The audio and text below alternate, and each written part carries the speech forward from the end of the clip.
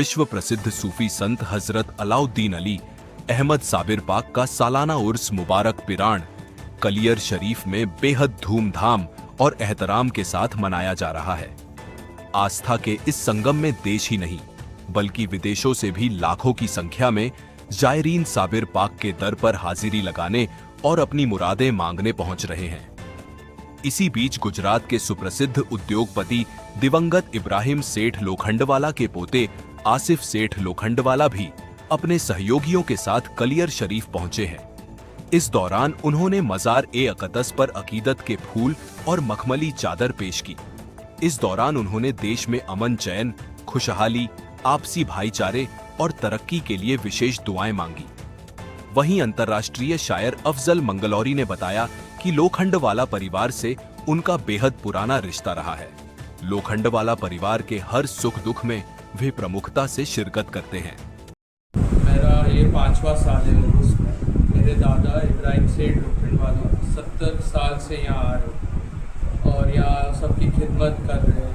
खाना लंगर चलता है हर साल, उर्स में आते हैं, उसके अलावा आते हैं और उनको साबिर पिया से बहुत निस्बत है, बहुत क्लोजनेस है उनकी। और उनके बाद ये मैंने सिलसिला चालू रखा है। वो 2022 में इंतकाल कर गए और ये जो हमारी कोठी है ये भी उनके ही नाम से जानी जाती है, इब्राहिम सेठ की कोठी वीरान कलियर में। इब्राहिम सेठ जो थे वो आज भी इनकी बहुत खास समझते हैं जी। तो 80s में दादा, हम लोग गुजरात से आते हैं, धोराजी के गाँव में, वहाँ से हमारा ताल्लुकात है। तो 1980s में दादा बीजेपी से खड़े हुए थे पोरबंदर इलेक्शन में, जिसके लिए अटल जी ने खुद उनको बोला था कि आप खड़े होइए। और वो हमारे धोराजी के बंगले में 1-1.5 महीना रहे थे। उनके साथ अडवाणी जी ये भी थे और मोदी जी भी थे, जो फिर उनने मोदी, दादा तो वो टाइम पे इतना जानते नहीं थे, तो कि बहुत लोग थे उधर बंगले पे। फिर मोदी जी ने जब उनको 2014 में बुलाया था इलेक्शन के बाद, मोदी जी ने खुद बोला था कि मैं यहाँ आया हूँ धोराजी में और यहाँ पे सेठ इब्राहिम का बंगला है और मैं रहा हूँ। तो उनने फिर दादा को इनवाइट किया था। तो उनने बोले थे कि मैं आपके, जब अटल जी के साथ आप खड़े हुए थे इलेक्शन में, तो वो टाइम पे मैं भी था सेठ और मैं भी आपके साथ बंगले पे रहा हूँ और मेरा आपसे जब से ताल्लुकात है। कैसा लगता है आप कलियर शरीफ जब आते हैं?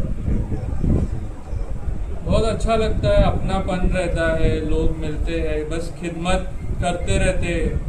हमारा यहाँ पे आम लंगर है, रहना सब फ्री है, जो आता है बिना खाए जाता है।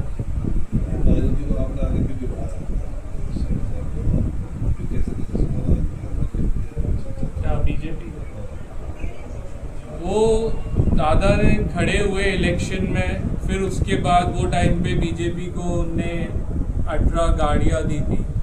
वो टाइम पे जीप सी 1 करोड़ रुपया भी दुकान फंड दिया था। यस, वो दिया था मदद करने के लिए।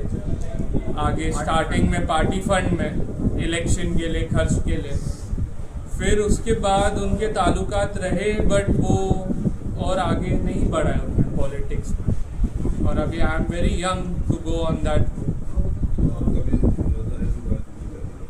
अभी तो नहीं, आगे अगर हुआ तो इंशाल्लाह।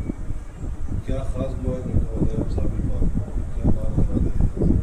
बस यही है कि देश में अमन रहे, सबकी जो जायज़ मुरादें है वो पूरी हो, सुकून रहे और जैसा भारत पहले था सुकूनों वाला वैसा और हो जाए और आने वाले में भी सुकून कायम है।